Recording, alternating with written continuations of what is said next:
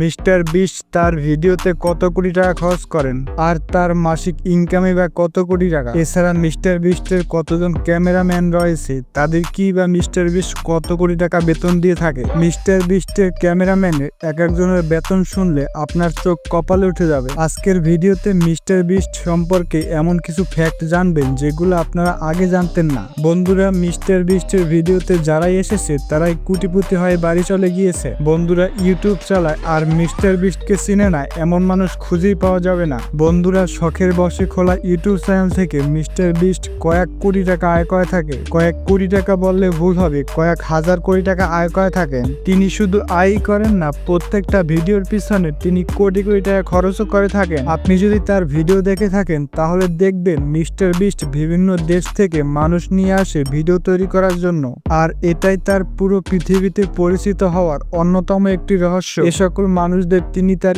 স্টুডিওতে আনতে বা আমেরিকাতে আনতে তিনি প্রচুর টাকা ব্যয় করে থাকেন। এছাড়া মিস্টার বিস্টের একটি ক্যামেরা গ্যালারি রয়েছে, শুধু ক্যামেরার দামই $5 মিলিয়ন।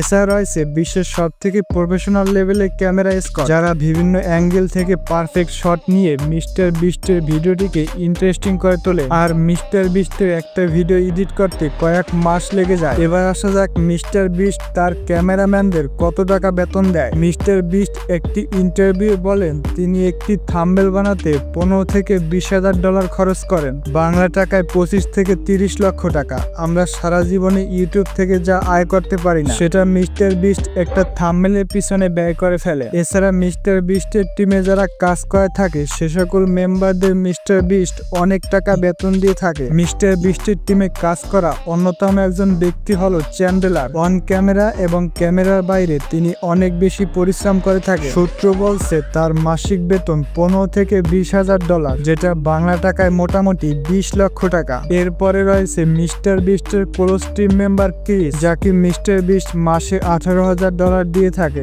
বাংলা টাকায় মোটামুটি 20 লক্ষ টাকা। এরপরে রয়েছে কাল, তিনি শুধু ইউটিউব ভিডিওতেই কাজ করে না, এর পাশাপাশি সকল ধরনের গেমিং ব্র্যান্ডের সাথে ডিল করে থাকেন। এছাড়াও স্পন্সরের সাথে ডিল করে থাকে এবং তার বেতন হচ্ছে $20,000, যা বাংলা টাকায় মোটামুটি 22 লক্ষ টাকা। এরপরে রয়েছে এডিটর ও ক্যামেরাম্যান। মিস্টার বিস্টের প্রতিটা ভিডিওর জন্য ক্যামেরাম্যানদের $6,000 দিয়ে থাকেন এবং এডিটরদের $10,000 দিয়ে থাকেন। এ সকল বেতন দেখে আপনার কম মনে হতে পারে, কিন্তু মিস্টার বিস্ট তার চ্যানেলে কাজ করা প্রতিটি মেম্বারদের খরচ নিজেই বহন করেন, মানে তাদের থাকা খাবার খরচও মিস্টার বিস্ট বহন করে থাকে। মিস্টার বিস্ট সম্পর্কে এমন কিছু ইন্টারেস্টিং ফ্যাক্ট রয়েছে যেগুলো আপনারা জানতেনই না। চলুন জেনে আসি মিস্টার বিস্টের সে সকল ইন্টারেস্টিং ফ্যাক্ট। বন্ধুরা, যদিও মিস্টার বিস্টের প্রতিটা ভিডিও অনেক ফানি এবং এন্টারটেইনমেন্ট হয়ে থাকে, কিন্তু আপনি কি জানেন মিস্টার বিস্টের একটি ফ্রি গিভঅ্যাওয়ে ভিডিও পুরো ডিজাস্টার হয়ে গিয়েছিল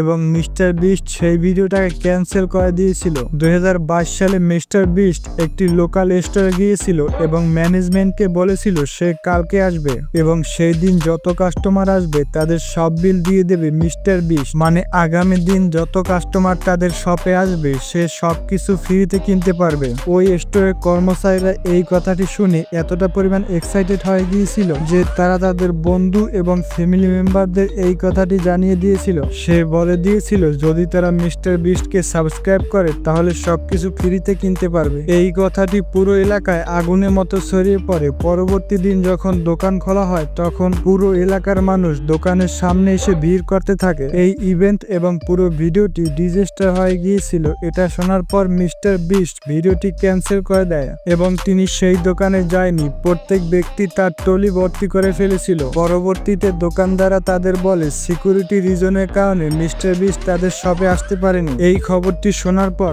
মানুষজন অনেক রেগে যায় এবং তাদের শপের জিনিসগুলো এলোমেলোভাবে রেখে চলে যায়। এখন আপনারা বুঝতেই পারছেন মিস্টার বিস্টের সাথে একটি দুর্ঘটনা ঘটে গিয়েছিল। এখন আপনারা জানেন মিস্টার বিস্ট এমন ভাবে টাকা খরচ করে যেন বিশ্ব ব্যাংক তার কাছে রয়েছে। তার প্রতিটা ভিডিওতে লক্ষ লক্ষ কোটি কোটি টাকা খরচ হয়ে থাকে। এখন মিস্টার বিস্টের মন যতটা বড় তার প্রবলেমও কিন্তু ততটাই বড় হয়ে থাকে। একবার mister beast randomly cash giveaway করছিল, মানে যাকে পাচ্ছিল তাকেই টাকা দিচ্ছিল। তখন একজন ব্যক্তি মিস্টার বিস্টকে বলেছিল এই টাকাগুলো কেন দিচ্ছেন? তখন মিস্টার বিস্ট তাকে বলেছিলেন আপনার যত টাকা চাই আমার কাছ থেকে নিতে পারেন, কারণ আমার কাছে টাকা ছাপানোর মেশিন রয়েছে। যদিও মিস্টার বিস্ট এই কথাটি একেবারে হাসি তামাশা করে বলেছিলেন, কিন্তু আমেরিকার পুলিশের এই কথাটি মোটেও হজম হয়নি। তারপরে মিস্টার বিস্টের কাছে পুলিশ চলে আসে এবং তার বাড়িতে ইনভেস্টিগেশন করতে থাকে। তারপরে মিস্টার বিস্টকে অনেক ধরনের সমস্যায় পড়তে হয়েছিল।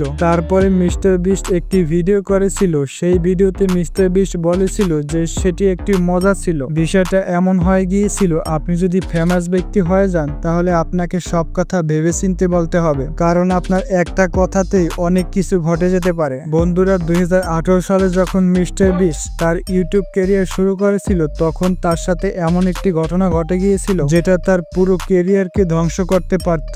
আসলে মিস্টার বিস্টের যখন 5 মিলিয়ন সাবস্ক্রাইবার হয়েছিল তখন মিস্টার বিস্টের একজন দর্শক তার বাড়িটি চিনে ফেলেছিল। আর যখন জিমি বাড়িতে ছিল না তখন সেই চোরটি তার বাড়িতে ঢুকে পড়ে এবং তার জামা কাপড়, জুতো, ল্যাপটপ, মোবাইল ফোন ইত্যাদি চুরি করে নিয়ে যায়। এখন আপনি ভাবতে পারেন মিস্টার বিস্টের এত ছোট চুরি কি যায় আসে। আসলে মিস্টার বিস্টের যে আলমারি থেকে চোরটি ল্যাপটপ চুরি করেছিল সেখানে মিস্টার বিস্টের ক্রিপ্টো ওয়ালেটের রিটার্ন কিগুলো পড়েছিল। আসলে জিমি তার সকল টাকা পয়সা ক্রিপ্টো ওয়ালেটে রাখতো, আর তখন তার ক্রিপ্টো ওয়ালেটে $2 মিলিয়ন পড়েছিল। আর এই টাকাগুলো সে রেখেছিল ভবিষ্যতে ভিডিও তৈরি করার জন্য। জিমির ভাগ্য ভালো ছিল যে ওই চোর অনেক বোকা ছিল, যার কারণে $1000 ল্যাপটপ চুরি করে নিয়ে পালিয়ে গিয়েছে আর ওই ক্রিপ্টোকারেন্সির পেপারকে ওই জায়গায় ফেলে রেখে দিয়েছিল। যদি সেই চোরটি মিস্টার বিস্টের বিটকয়েনের পাসওয়ার্ডটি নিয়ে যেত তাহলে মিস্টার বিস্টের ক্যারিয়ার অলমোস্ট শেষ হয়ে যেত, আর আমরা এত বড় ইউটিউবারকে দেখতে পেতাম না। কারণ মিস্টার বিস্টের সকল ভিডিও তার টাকা স্পেন্ডের উপর নির্ভর করে। যেখানে বেশি টাকা রয়েছে সেখানেই মানুষ রয়েছে। টাকার সরাসরি দেখতে মানুষ